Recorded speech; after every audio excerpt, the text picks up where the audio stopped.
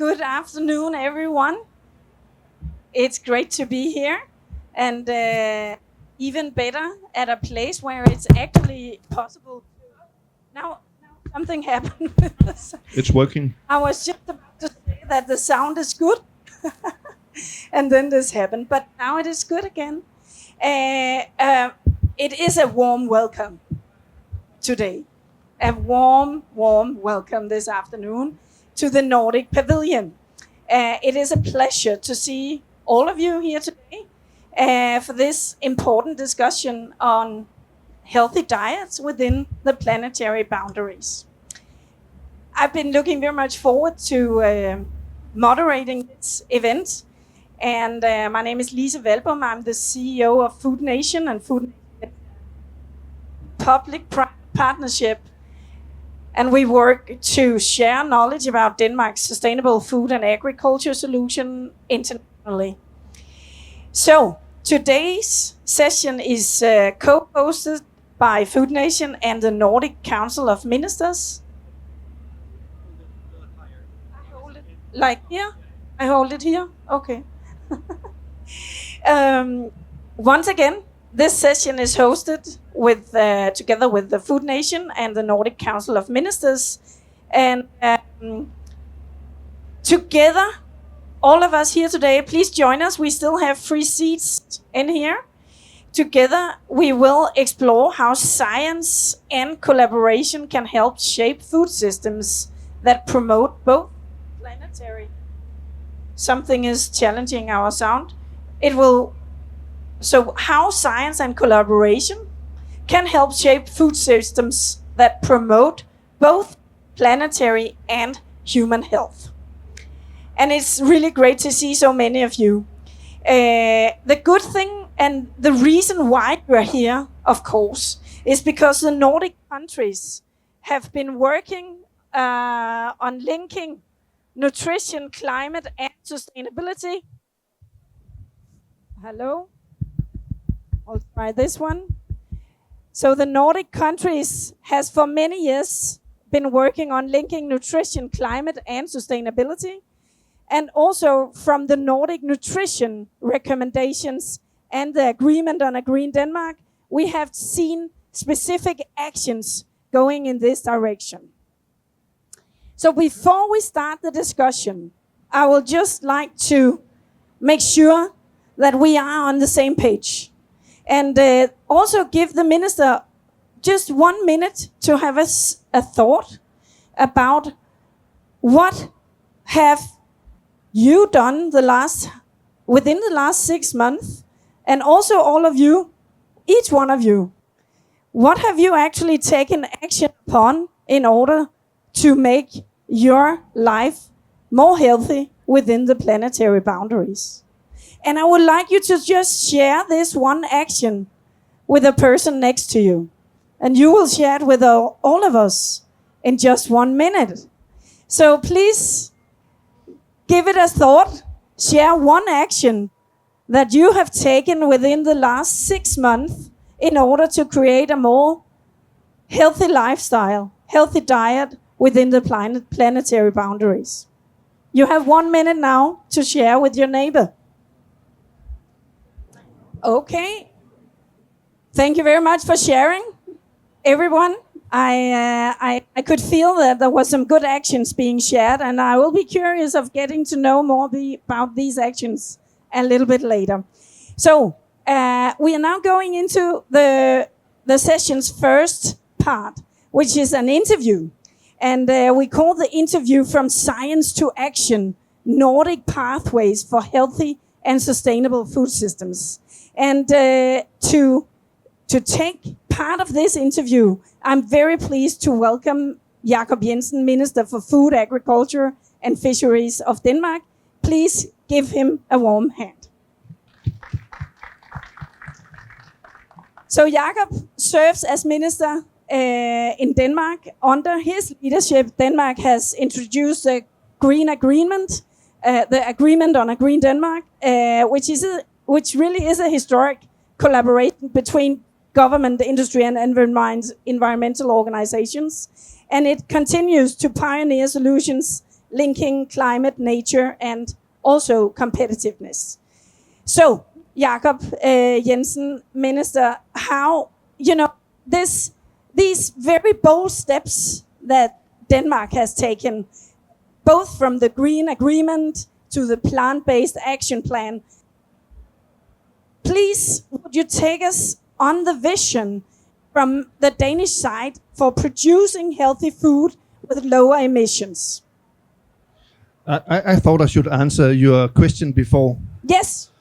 What have I done Your within action. the last Thank 6 you. months? I'll Thank start you for, with that. Yes, start with that. I think it's not fair. I should say to everybody, and I haven't heard what they are saying to their neighbor, but okay, that's probably my job. I'm not eating after 7 o'clock in the evening. Is that okay? Yes, okay. I mean, that's one thing. Yes, good. But on more professional level, as the chairman of the EU Council this fall, you just mentioned it. We're trying from the Danish presidency to advance a plant-based food strategy on an EU level. And I should say we have good support from our friends from the Nordic countries. Not the Norwegians, though, for obvious reasons. But others, no, joking, they're not member of the EU Council. But we are trying to do that because we can see that one thing is what we, and now I'll answer your question here. One thing is that Denmark tries to have our vision for the future production of food productions in Denmark. But we are a very small country and we cannot do this on our own. But we would like to showcase, and that's what we tried to do with the Green Deal we did last year. We didn't do it against the farming industry. We did it together with the farmers. And that is very important here, because if you can have an alliance between the farmers, the civil society, green organizations, the governments, local governments as well, and other stakeholders, then you have a deal that actually will become reality, and not only a deal on a piece of paper. And I've been in politics for many years, and I've seen more than one deal only become a deal on a piece of paper and never become reality. This deal will become reality, and that's the second thing I've done within the last 6 months, or third thing actually. That is implementing this deal. And implementation, that means that we will take out around 15% of the agricultural land in Denmark, turning it into nature, grass production, forestry, other things like that. And at the same time, give the farmers better tools in their toolbox, also economically. Give them better incentives for them to produce at the remaining 85% of their land. So that is the vision here, that we will intensify and do it even more productively at the most robust part of the agricultural land, and take out the 15% that is most vulnerable when it comes to climate and environmental footprints. And we will do it voluntarily together with the farmers. We will not come from the government and say, we will, so to speak, steal your land, give you some money for it, but we will steal it. We will ask them to do it voluntarily and give them the right incentive. And I think actually the implementation is going pretty well these months. It's very difficult, but it's going pretty well. And we try to showcase that for the rest of the EU. It is very difficult. We are also very, very different countries. You cannot compare Finland to Sweden to Denmark to Malta to Greece, what have you. But I think at the end of the day, we have the same vision also on an European level, that if we can have a success with this, we have actually shown the rest of the world, and now we're here in Brazil at the COP, how you can have a competitive, a strong agri-food sector delivering food for a growing population in the world, but at the same time deliver on the climate goals and environmental goals that we also have to deliver on. The one goal cannot be done without the other. And that's how we see this deal that we have done in Denmark, and we also try to implement that, or at least you can say argue in the EU Council that this is a good idea for the whole EU to go in that direction. Thank you very much, Minister, for sharing your actions, all of them. Very ambitious, for sure. This is about the not eating after 7 o'clock. That doesn't go for tonight, I should say. Good decision. So could you just take us a little deeper into what does this Nordic cooperation means when you are at the European level? How do you really feel that collaboration amongst the Nordic countries as an important driver in moving on in this important direction? It is essential. It's as simple as that. That we think alike. And again, you cannot compare Finland, Sweden, Denmark to Malta, to Greece, to Croatia, what have you. But if you have the same mindset, and I believe we have that in the Nordic countries, and that also goes for Norway, I should say, that we know each other. We are small, geographically, Finland and Sweden, they're huge, but in the numbers, in the public, we are small countries. So I think we know each other pretty well, not only between Finland, Sweden and Denmark, but also within our countries. I can actually say that from the Danish side, we have very good connection and cooperation between also our countries, but also with not only on the political level, but also when it comes to the levels for authorities, also when it comes to the farming industry, green organizations, they talk to each other across borders. And therefore we have the same voice, and we try to find each other's compromises instead of finding each other's where we are not, where we do not agree. And we do actually agree a lot among our three countries in the Nordic, I should say, quite often. We are 100% agreeing. Yeah, especially in these topics about sustainability, health and equality, for sure. But of course there are differences. I mean, we haven't got much forest as they have in Finland or Sweden. So they have some ideas there. Also when it comes to the EU regulation that I don't know so much about. And it's not that relevant to Denmark. But still, we support each other also when it comes to issues like that. So the more we can stick together, the stronger the Nordic will be within the EU. And I think it goes pretty well in that context. So, Minister, I think all of us have a curiosity about what can other nations learn from the Nordic approach and the approach lessons we have learned within public-private partnerships as a driver for innovation and also for innovating more healthy, sustainable foods and more accessible healthy foods for everyone. What are the lessons that we have learned that other can be inspired from? Well, I think it's difficult sometimes to say that the module that we have in the Nordic could be copy-pasted to other regions in the world, because you cannot do that. But you can probably learn from each other, and we can also learn from other countries or other regions than only the Nordic. That being said, I think trust among the various stakeholders is one keynote here. That we actually do trust that when the universities come up with scientific advices, we try at least to follow them, or at least listen to it. When the farmers say this is very, very bad for us, you have to do better, or you have to do something else, we'll listen to them. When the green NGOs come and say this is very bad for the environment in this and this area, you have to do something, we listen to them, and we're trying to find a balanced way of moving forward together. And that's why the Green Deal that we did in Denmark last year, as you mentioned, and thank you for that, is historic. That this is actually the first time that we have done this together with the farmers and together with the NGOs and together with the government in the way that now we agree on what it is, the goal is. And we still try to implement this deal, but I think this is the Nordic thinking, that we do it together. And we cannot have all, but we can have it in a way that when we do this together, it's not only a deal that will stay a few years, it will stay for a decade or a generation. And I think when you talk about agriculture and transition, you cannot think just for a few years up till next election day. You have to think for a generation. Otherwise it will not work. And I think that is the whole key here.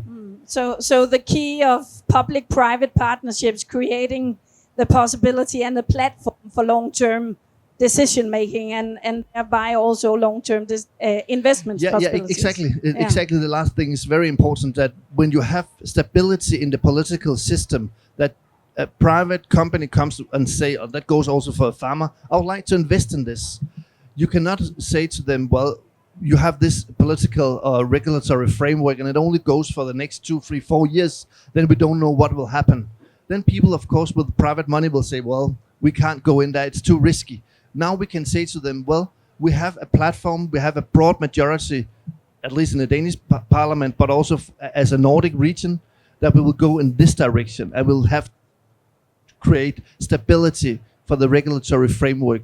It's much, much easier to attract private investments in that political area than if we said, well, now we have an election next year, we don't know what will happen after that. Thank you very much, Minister Jacob Jensen. A truly inspiring start. Also, you've shown how the Nordic countries, Denmark, certainly also has a perspective on science-based policy making, and that strong collaboration really is one of the keys in turning ambition into implementation. Let's give the minister a hand. So we are now moving on into the session's next phase, and this is a panel discussion which we call Integrating Science into Policy and Advancing Innovation. And this is where it all comes to life, because we need to go from research to innovation and out until the market. So this is where I'm very pleased to invite to the panel Chiara Villani and also Oliver Kamp and Morten Enggard Rasmussen. Please give them a warm welcome. So, Chiara, you are a senior officer of global engagement in the, now I have to say it correct, the Alliance for Biodiversity at CIAT, and you are part of the CGIAR network. Isn't that true? Correct. That's right. Good. Also, we have Oliver Kamp. You are working as an environment and food system advocacy advisor, and you are working in GAIN, that's a global alliance for improved nutrition. Also, Morten Enggard Rasmussen, Executive Vice President from Novonesis, also People and Stakeholder Relations, a highly science-based, biosolutions-oriented company. So this is a strong panel which has a very clear focus on how to accelerate science into innovation and further on into real market solutions. We could start to make this a little bit more personal. I think we should start by hearing your actions within the last 6 months as well. What have you been taking action on in order to create a more healthy diet, healthy lifestyle within the planetary boundaries? Oliver? Sure, hello everyone, nice to see you.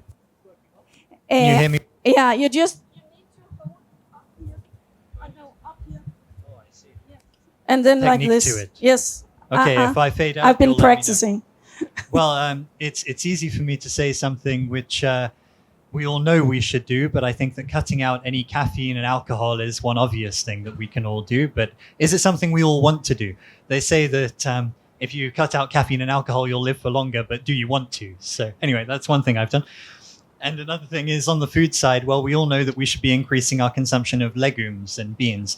And frankly, I'm fully sold on that argument. I think that it's a great way to keep your protein consumption high, consume really nutritious foods, but not have to rely on excessively processed foods or have loads of animal source foods, which can be problematic. So there's mine.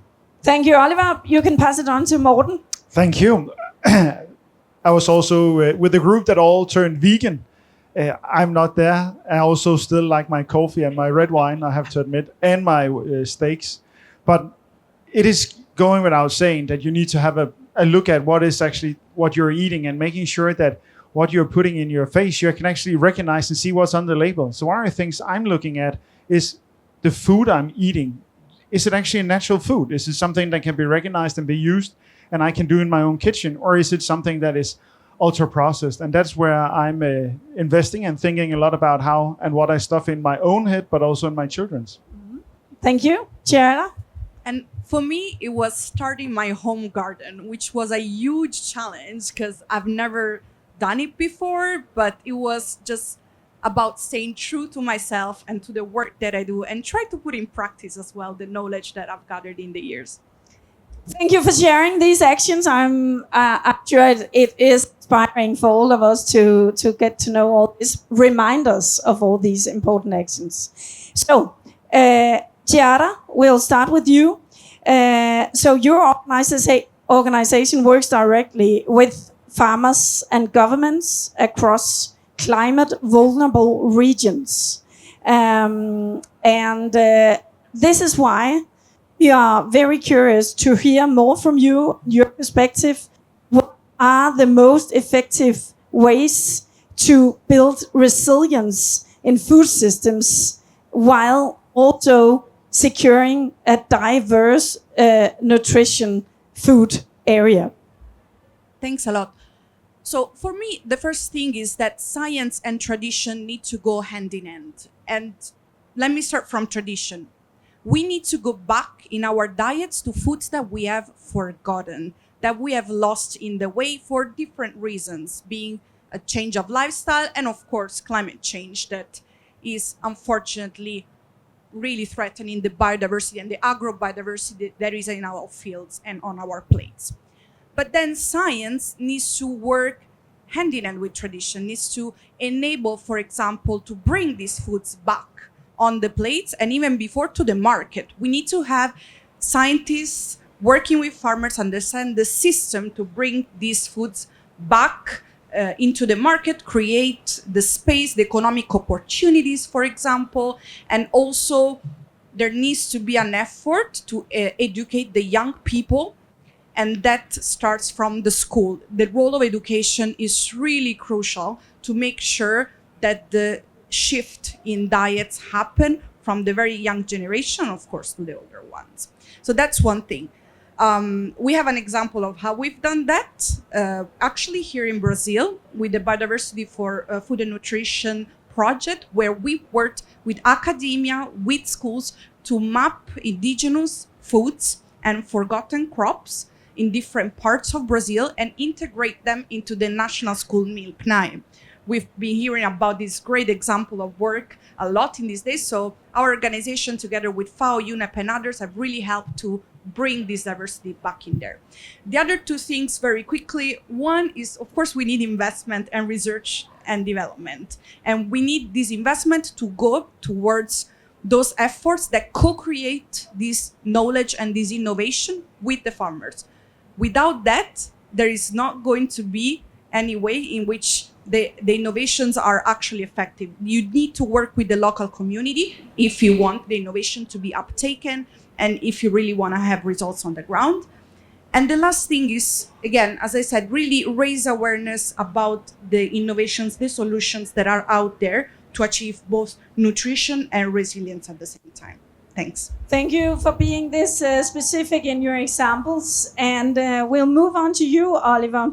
So GAIN works globally to improve access to nutrition and affordable foods. And from your perspective, what are the biggest opportunities to make healthy and sustainable foods more accessible, especially in the low and middle income countries?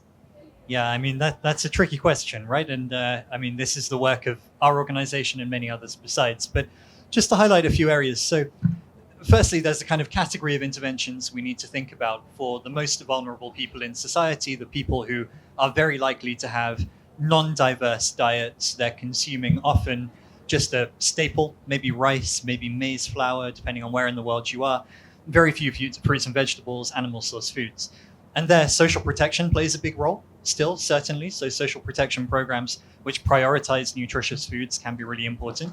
School feeding programs and the increasing coverage of school feeding programs has been a major success of the last few years, but that can make a huge difference to introduce nutritious foods to children's diets when they need those foods the most. And then also something we work on a lot is workforce nutrition. So making sure that people in the workplace have access to better diets. And that goes for all of us, right? Whether we're in the developed countries, whether in developing countries, our workplaces should be providing healthy options alongside maybe some treats as well.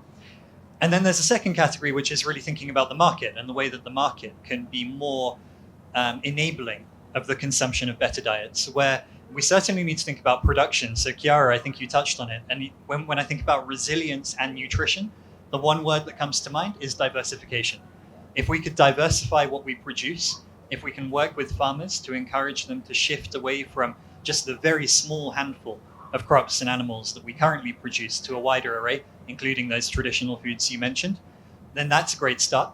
But we need to work on one side as well. Firstly, so that people actually eat those foods. But secondly, to create that market for farmers so that they know that there is an incentive for them to make those foods. So that's the second area.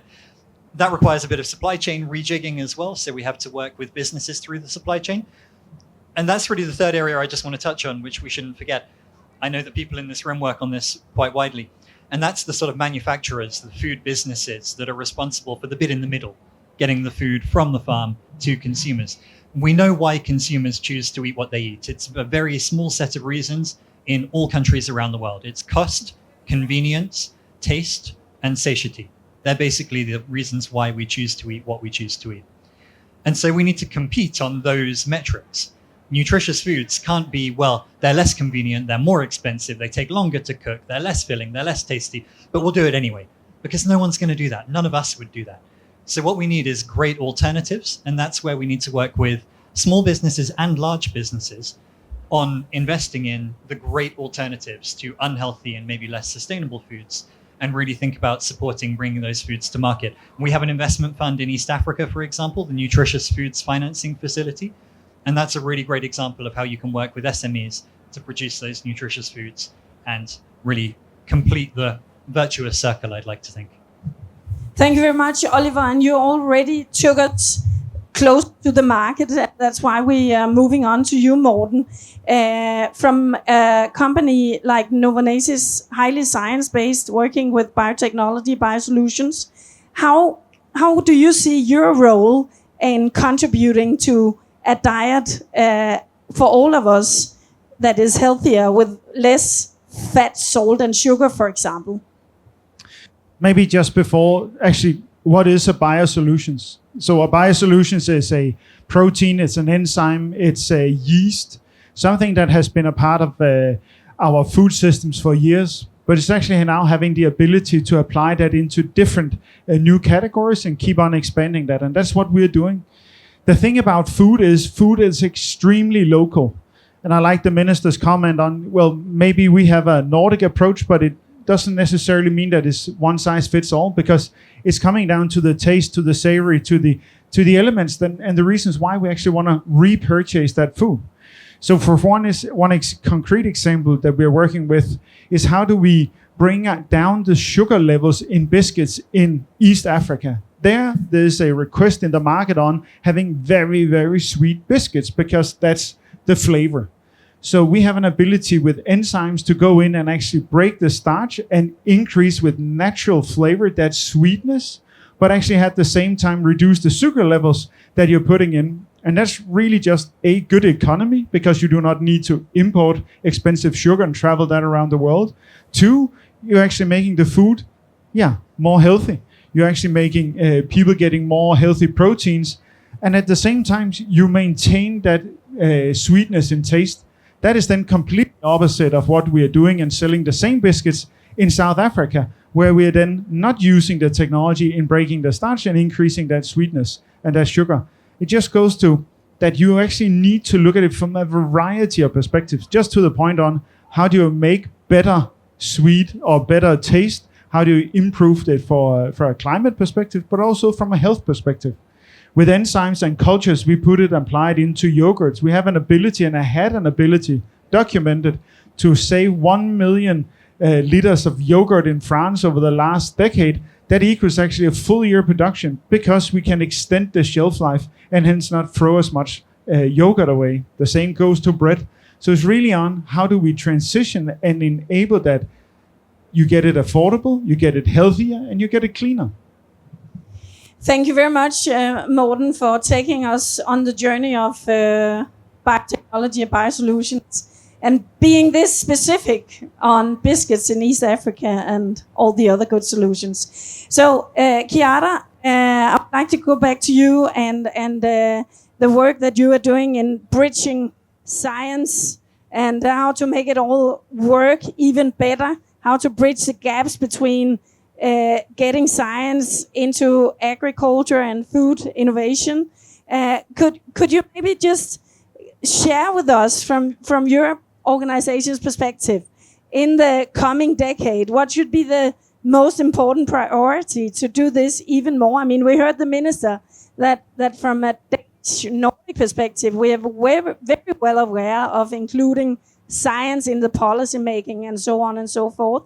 But for moving this approach even further out, how could we do that? What should be the main priority? Thanks a lot. Absolutely. Can you hear me? Yes, Okay. I think it's okay. Perfect. All right. So I think science and policy are not yet dialoguing at the same level everywhere in the world. There needs to be much more interaction between scientists and policymaker. There needs to be spaces where science and policy can meet, can understand challenges, and science can come up together with farmers, together with communities, and policymakers can come up with solutions. I think these kind of multi-stakeholders dialogue are really crucial, and that's what we are trying to do in many instances. Just to go back to the example before, the Biodiversity for Food and Nutrition program, what we've done is not just to introduce these indigenous foods and forgotten foods back into the school menu, but we worked with the government of Brazil to pass an ordenanza that basically institutionalize the database of information that we collected around these crops and makes it part officially of the dietary guidelines. So this is what we need, is an enabling environment also at the policy level that supports the science. And at the same time, we need scientists to be open and listen to the country needs and work with the countries, with the policymaker, to really make sure that the innovation that we come up with address their needs, and even more, the needs of the communities that live in the country. So where do you see the biggest barriers for making it happen, Chiara? For me, it's really the lack of spaces sometimes to do that, right? We don't necessarily always have access to policymakers, and vice versa. Maybe policymakers don't necessarily know our organization as many other organizations. There's no knowledge, for example, of available solutions that are out there. I'm thinking about nutrition, but for example, there's a huge discussion also, which is linked to nutrition, around methane reduction. And I mean, we are in the best place to talk about that. So how to, ensure, nutrition while, for example, cutting the consumption of meat and where to cut it. All these discussion that don't necessarily find a space for informal interaction, maybe in spaces like this. So we need much more science to policy interface spaces to be able to address these issues. Thank you very much. And we'll move back to you now, Oliver. And being on the Nordic Pavilion, I have to ask you, of course, this question. So, the Nordic nutrition recommendations are highly science-based, and they have been running for many years now. So their perspective is to improve both health and sustainability outcomes. But how can other countries be inspired and look into this approach and take it even further from your perspective? Yeah, I mean, and I don't say this just to curry favor in this pavilion, but the NNRs really are a kind of gold standard in this area. We've seen that, and just last week, actually, we published a new analysis which looks at hundreds of policies around the world, literally, including the food-based dietary guidelines in countries around the world. And a vanishingly small number incorporate both nutrition and environmental outcomes. So by looking at both together, I think the Nordics are already really onto something. Now, the thing about dietary recommendations, and maybe we all recognize this in our personal life as well, is that they don't necessarily affect individual consumer choice as much as we as nutrition people might like them to. We tend not to go to the shop and think, what have I been told by the government that I should buy today? But where they are a really powerful tool is when we're looking at things like school feeding, public procurement, and also institutional procurement for things like workforce nutrition programs that I mentioned earlier, or else, universities, military, hospitals, and so on. And so I think a real priority for us all with national level dietary guidelines, but also with new global dietary models like the Lancet, is that we start to introduce those really quite methodically into those channels where we have the open door already. Hospitals and healthcare settings seem like a really obvious example, and the World Health Organization is leading some good work at the moment under the initiative I work on climate action and nutrition, to work with healthcare professionals to introduce the Eat Lancet 2.0 in hospitals.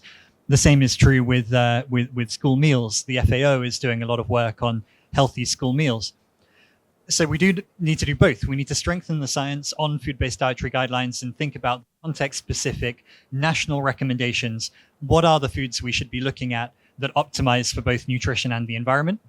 And then we need to think about the channels where we can maximize that. And if I just have 30 more seconds, I just want to share something else that I think is super helpful in this regard, which Gain put out a few weeks ago, which is a new, what we call an NLCA, a nutrition life cycle assessment, which helps you to look at the environmental impact of a food per nutritional unit, right? So sorry to be a bit technical, but rather than looking at per gram or per calorie, we look at the nutritional unit. So you can really think about how much bang for your buck you're getting on nutrition, not just calorie consumption. And we think that's really, really helpful to inform these recommendations. We hope it will be. So that's NLCA if anyone wants to check out some nerdy scientific detail. Over. That sounds really interesting, Oliver, and I'm sure we will take a closer look at it. So, Morten, moving on again to the specific products and solutions that we should meet at our work places, at our schools, and so on and so forth. You already shared some really good examples based on biosolutions.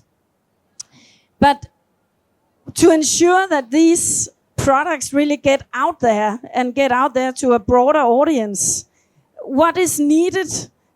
Let's start with the barriers, Morten. What do you see as the main barriers and how to overcome these barriers? Yes, I always like beating on politicians, but I think actually this is one of the areas where you shouldn't just go and say that there needs to be more regulatory or ease or access. It's actually a challenge, as you're pointing to, that it's coming down to preferences. It's coming down to the routines of making dinner or how you actually get to your proteins.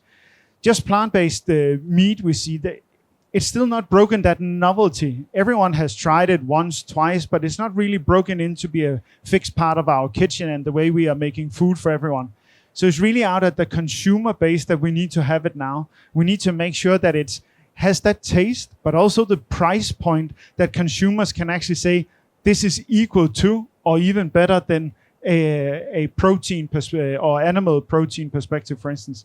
And that's where we are not yet. Technology and production still needs to come a long way to actually have that we can create it at a price point that consumers will go back again and again when they have that savory, when they have that experience of great taste at a good price point, and then it becomes a more natural thing. And that regulation and politicians can unfortunately not help with. There's still then some barriers that need to be overcome. In Europe, we have a novel food directive that is only pointing to any food that is created before 1992 or after 1992. There needs to be a bit of a revision. We're seeing the same in China, that there needs to be a bit more sophisticated approach to what is actually a novel food, what is good food, what is a good protein. And that's where there will need to be more help and more work together with the local legislation in that different countries. But there's still also a lot that points to companies that still need to bring down that cost of a healthy protein. So you get into the point on it's not just novelty and it's not once in a while. Thank you very much, Morten. Cost of healthy protein. I like that phrase. I think we should really work more on that one. It's very understandable. And it may be linked very closely to your point from the report you made last week, Oliver. We have one final question for the panel. And it is, of course, very ambitious, as the Nordic countries are very ambitious. So what should be the top priority, not only for the Nordic countries, but for countries in all, when it comes to include diet and food consumption in the politics for the next decade? What should be the top priority? Okay, yeah, that's a tough question. for me, it's really, including these commitments to move towards healthier diets into a binding instrument. And of course, I'm not talking about a new treaty, a new convention, but using the instrument that we have in this moment. For example, NDCs when it comes to the climate convention, but I can think about MBSAPs when it comes to the biodiversity convention, and really, ensure that healthy diets are part of these national commitments so that they get funded, they get prioritized, and they get implemented. And then it's also about going back to the point before, providing the policymakers and the country with the solutions to actually then implement, right? Because it's really good to have national commitments, but then the challenge is, okay, how do I implement this? So I think that's also one touch point with science that is really critical and needs to be addressed pretty soon, I would say, not so much in the longer term, where science needs to enable then countries to be able to achieve all the objectives of healthy diets, nutrition, and environmental restoration and climate change, adaptation and mitigation, at the same time providing solutions. Maybe included in the next 2 weeks' work. That could be nice. That would be amazing. Ambitious. Yeah, Oliver, what would be your advice for top prioritizing? Well, because it's such a big question, I'm going to go in a different direction on this one. And I think everyone in here knows we need to change what we produce and how we produce. We need to strengthen value chain. We need to shift diets. But I think a big part of what underpins all of this, which is consistent across countries, is thinking about food culture, thinking about what we really value when it comes to food, when it comes to our diets. And one of the problems is we've really lost a sense of connection to healthy food, to really caring who's produced it and how it's produced, and to really caring about what it's doing for our body and what it's doing for the wider world around us. And I think as a consistent theme across countries, if we can tap into what we again call food culture codes, if we can understand what is driving food choices, and then try to think about those values that underpin that, maybe the traditional values Chiara was alluding to, maybe values around the role of Mother Earth, or values around how we want to look after our bodies or our children, then I think that can be facilitative of a much, much wider shift. Because when you change things on the demand side, you create the incentives for so much else to change. You change the incentives for policymakers because they know there is political space to do more. You change the incentives for businesses because they have a reason to innovate in healthy and sustainable food. For investors as well, who are going to fund this, there's now a market to do that. And I'm sure that could be the kind of unlock that we need to really accelerate some of our work. A bit of a different answer from the usual, but I hope that makes sense. Makes sense, Oliver. Thank you very much. So, Morten? It's a bit along the same way, but if we zoom out, then in 75 years, we're going to be able to actually provide food for 10 billion people. It's also clear the way that we do it today, the way we produce food today, the way we consume food today, is not the way we're going to do it in 75 years, because the earth can simply not actually feed that amount of healthy proteins to everyone. So we need to have a new path, a different path to how we're going to do that from a global perspective. And then it's much more on zooming in on each region. So what is actually that is needed and required in that specific region? If I look to Europe, there still is a old school thinking around food versus fuel, where we see much more progressive development. For instance, in India or here in Brazil, where the conversation is much more fossil fuel or fuel and food versus fossil. So actually have an ability to use your corn both as a element into biofuels. You are getting a high protein component out you can feed to your cattle. So it's actually going into a more recyclable way of thinking what is proteins. And this needs to be an element. Otherwise, we'll continue to cut down forest. We'll continue to have 80% of our agriculture land only used for animal proteins. And this we need to have a change in around. So high level, it needs to be feeding everyone good nutrition. And then into regions, it's going to be much more specific on how actually to get there. Very ambitious prioritizing from all three of you. Thank you so much for these very good ideas. Let's give the panel a warm hand. Thank you very much. Thank you very much to Oliver, Morten, and Chiara. And from this panel, it is certainly clear that achieving healthy healthy lives within the planetary boundaries needs partnerships. We need partnership, we need close collaboration between government, scientists, and the private sector. And we need to share even more knowledge and innovation and accelerate it. And this is not only about what we put in our mouth, it's also about how we move each other. It's about movement. So I would like to invite you to a small stand-up exercise. And please, you could use the opportunity to make a small stretch. Just a little bit of a stretch during the day is good. And you could also take out your phone and maybe scan this QR code, because then you will find an inspiration catalog on how Denmark is working solutions to create healthy lives within the planetary